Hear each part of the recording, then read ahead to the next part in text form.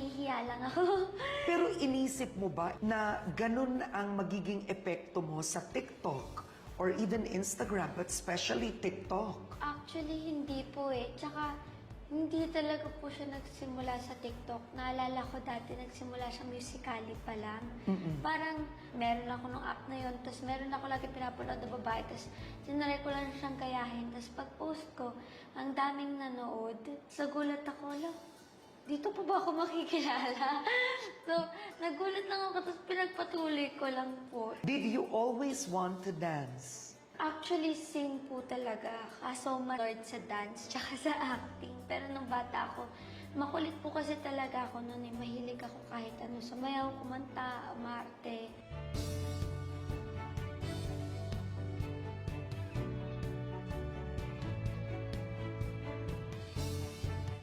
Sinabi mo noon na palagay mo nga, yung nanay mo, kumbaga ipinagdarasal niya na magkaroon siya ng celebrity child, di ba? Opo. Palagay mo ba talagang itinulak ka niya na mag-showbiz? Opo talaga. Kasi bunso po kasi ako sa amin eh. Tapos nung una iniwan pa ako sa grandparents ko. So lumaki ako sa lola at lola ko. Tapos lahat sila busy. So may iwan talaga ako mag-isa. Tapos wala ko ibang gagawin kundi manood ng mga movies o kaya magbahay-bahayan ako mag-isa, maglalaro ako, aarte ako yung kontrabida, tapos ako yung kinakawawa, ganun-ganun. Gusto ko na rin talaga, pero never ko inakala na mag-audition ako hanggang sa si mama, sabi niya, audition tayo, ganyan. Sabi ko, hala. So, nung pinag-audition niya ako, nung 4 years old ako, nung humarap ako doon sa director, tinatanong ako, what's your name? Do you sing? Do you dance? Nakatameme lang talaga ako kasi hindi ako nakapagsalita. So malamang di ako nakuha. So akala ni mama, wala na akong chance. Baka quit lang ako, baka ganyan. Baka pangarap niya lang talaga kasi pangarap ko ni mama maging artista. Kaso dati iba daw yung standards. Dapat yung maputi, dapat sobrang ganda, tapos matangkad. Eh si mama yung Morena? Morena, maliit lang. Na-realize nun na parang baka hindi meant to be. Hanggang sa nagkaroon po na aksidente yung kuya ko. Nung New Year, kasi malapit na mag-12, tapos kulitan siya, tumakbo siya. Tapos sinundan ko siya, tapos di namin nakita yung sliding door na glass. Dumiretso siya doon. So, bumagsak yung glass sa face niya, tapos nahiwa. Dinala ko yun na fault ko. Kasi binuli siya, nawalan siya ng confidence, na-depress siya doon.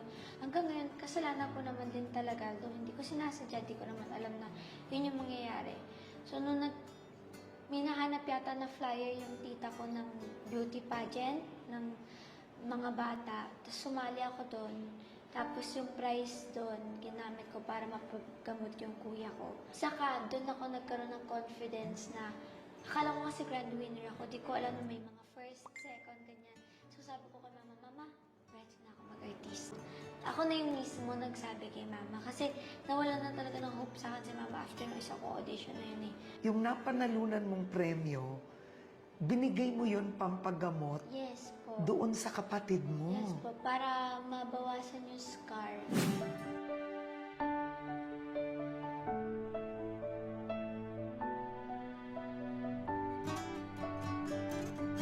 What was your family life like? Mahirap ba kayo noon? Naalala mo ba? Yes po. Actually, sa squatters lang din talaga kami nakatira before. Pero may work naman both parents ko dati. Pero lumaki kasi talaga ako sa grandparents ko hanggang 5 years old yata ako. Yung bahay namin nandito. Tapos parang building kung nasan sila mama. Nakakatawa nga doon din nag-shoot dati yung kadena ginto ko sa nung humirap na sila kasi. Sabi ko, dyan kami dati. Tapos yung basketball court din ako dati. Ganyan. Masaya naman siya. Simple lang po kami. May mga times na sobrang hirap na magbebenta ng mga gamit. Pero may times naman na hindi. Hindi talaga kami. Hindi ako talaga laking yaman. Oo. 7 years old, nasa Going Bulilit ka, 10 years old, sinusuportahan mo na mga magulang mo. Yes po. Sa pagkakaalala ko po nung 10 ako, hindi naman talaga siya naging mahirap para sa akin. Ang naging mahirap po para sa akin nun is, ako yung bunso. Tapos bata din yung mga kapatid ko nun. Tapos parang hindi pa sila aware na ako yung Ikaw ang bumubuhay. Oo. Pero Oo. yung tuition lang po ang hindi. Pero nakukuha namin siya sa family ng daddy ko. Pang- Medyo mahirap. Oo, pang araw-araw. Mahirap yung hihingi ka ng tuition. Yung medyo iiyak ka pa pauwi. Tuition ko ako, pero yung dalawa kong kapatid, kasi apat kami, yung dalawa ko, hindi, kasi half-sister po yung isa. Tapos lahat, pangkain, gamit, tax, electricity, lahat po, lahat sa akin nun.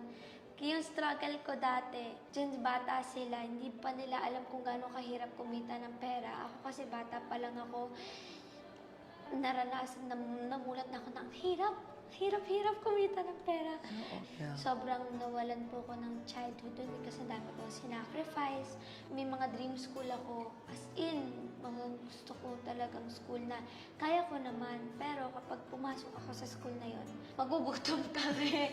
Kaya isa-sacrifice ko yung ganyan. Tapos may kita ko yung, mostly kasi sa friends ko kasi mayayaman sila. So, may konting inggit sa akin nung bata ako na kung hindi ko pa sinishare lahat ng money ko, mabibilan ko din kaya sarili ko ng mga ganitong bagay. Kung usapang money, sinishare ko naman talaga. Yeah. And gusto ko din naman. Pero like kung meron akong sarili kong gamit, minsan gusto ko i-keep sa sarili ko, tapos aawayin nila ako kasi pinaka masakit sa akin sabihin nila madamot ako. Pero para sa akin, gusto ko lang din ng minsan sa akin. Kasi naman 10 years old ka pa lang. Opo.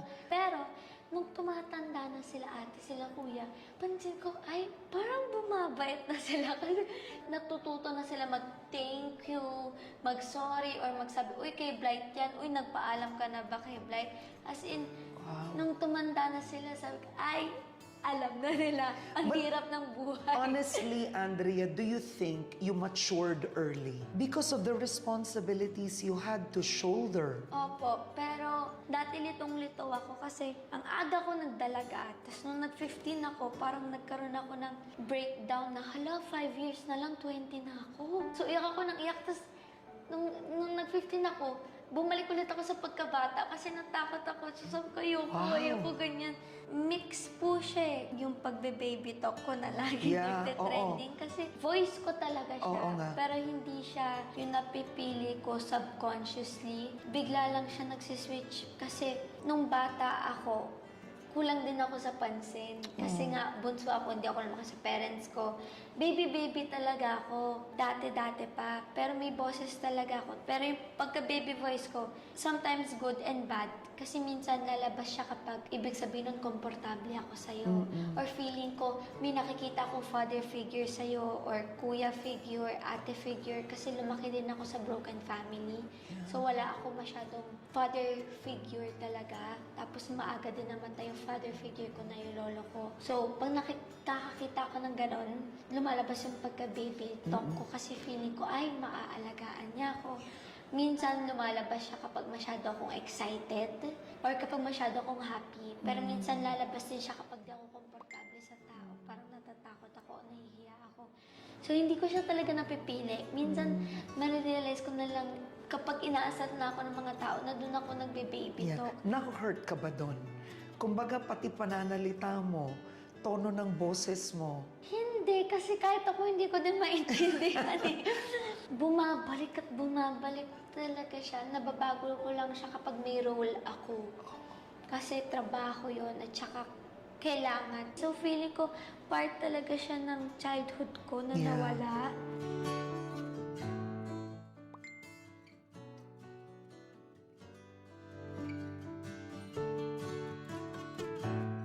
Mabuti kang anak, isipin mo, 10 years old, you were supporting your family, and at 17, napatayuan mo pa ng bahay ng dream home. Ang nanay mo at mga kapatid mo. Actually, 16 po. Pero natapos lang. Sorry po. Natapos po siya ng 18 po ako dahil napatagal nung nagkaroon ng pandemic. Pero yun talaga, pangarap ko sa amin kasi nga, maliit lang yung bahay na kinalakihan ko. Tapos puro lang kami lipat. Wala talaga kaming sariling sa amin. Kahit kotse, wala pa. Puro rent, puro townhouse. Tapos sabi ko, gusto ko talaga ng sa akin, ng sa atin, gusto ko sariling lupa. After after 10 years, nakabili na din po ako ng bahay para sa amin. Bravo to you. Hindi biro yun, ha? Hindi po talaga. So, ibig sabihin blood, sweat, tears po talaga. Oo, blood, sweat, and tears Opo. yon.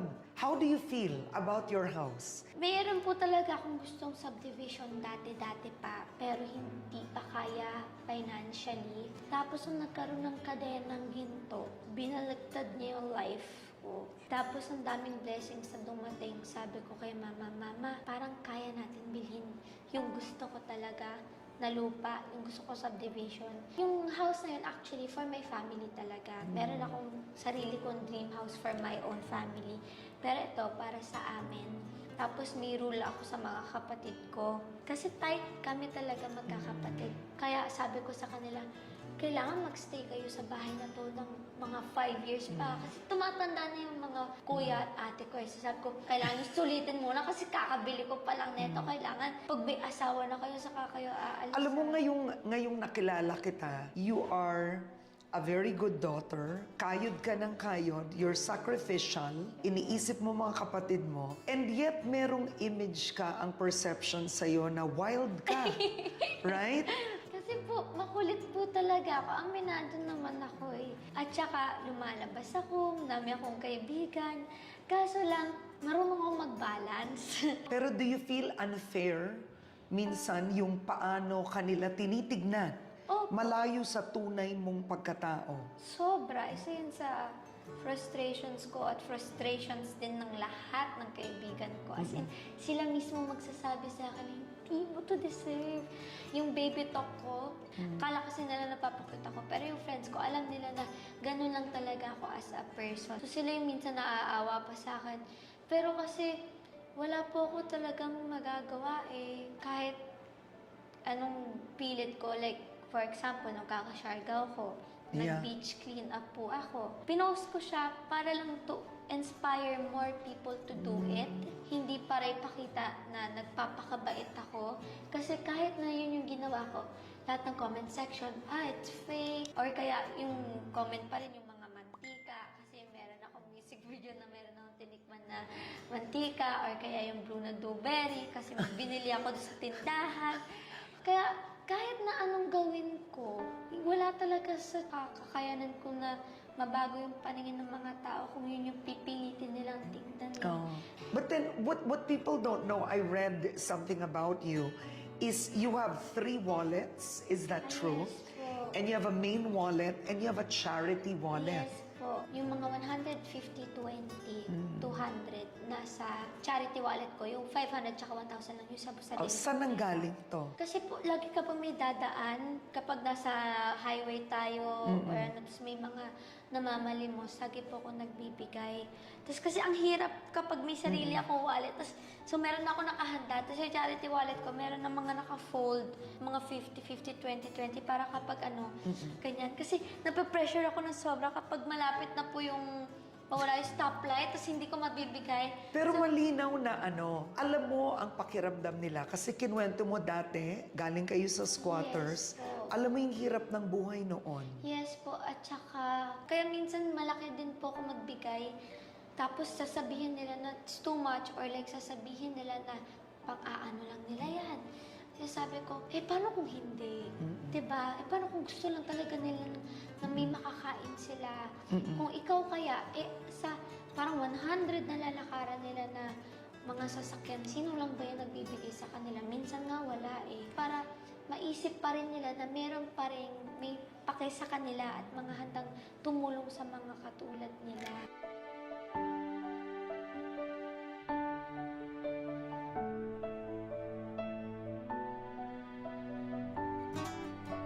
There's something, I don't know if everyone knows this about you, but is it true? You've been diagnosed with congenital anosmia. Yes po. Now, for those watching, it means this is a rare disorder wherein Andrea does not smell Opo, wala po in the akong same way. Hindi, totoo ba to? Wala pong pangamoy at all. Wala kang naaamoy ngayon. Wala po talaga. As in, pwede po ako ututan sa mukha. Doon ko actually nalaman. Kasi No inututan way. ako ni Daddy dati, tapos silang lahat, hinihintay yung reaction ko. Tapos sabi ko, ano. Tapos doon ko nare-realize, halo, may mali ba sa akin? Eh, yung ate ko, madaming pabango, mahilig sa mga pabango. Punta ako cabinet niya, spray ako dyan. Tapos umiinit na yung leeg ko sa kakaspray ko ng pabango. Tapos wala pa rin ako naaamoy. Ang meron lang ako sensation kapag may alcohol, yung rubbing alcohol, yung parang lalamig. Yeah. Yun lang, mga cooling. Pero amoy po, wala talaga. So you can't smell flowers. No, flowers food. Kape.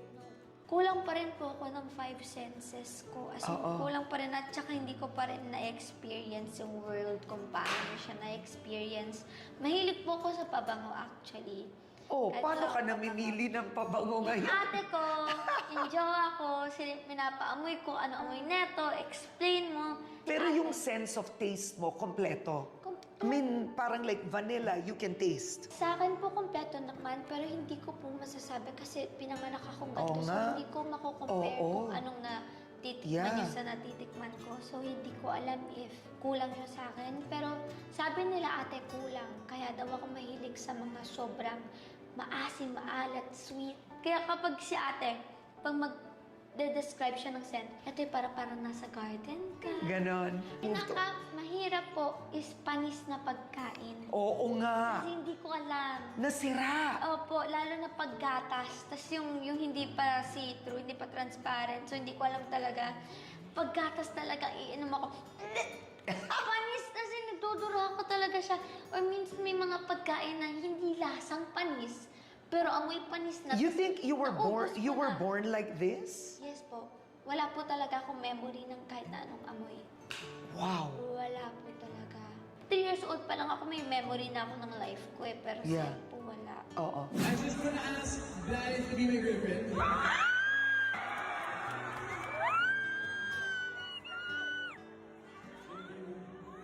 One of your happiest moments was when your boyfriend, Richie Rivero, proposed to you. This went viral.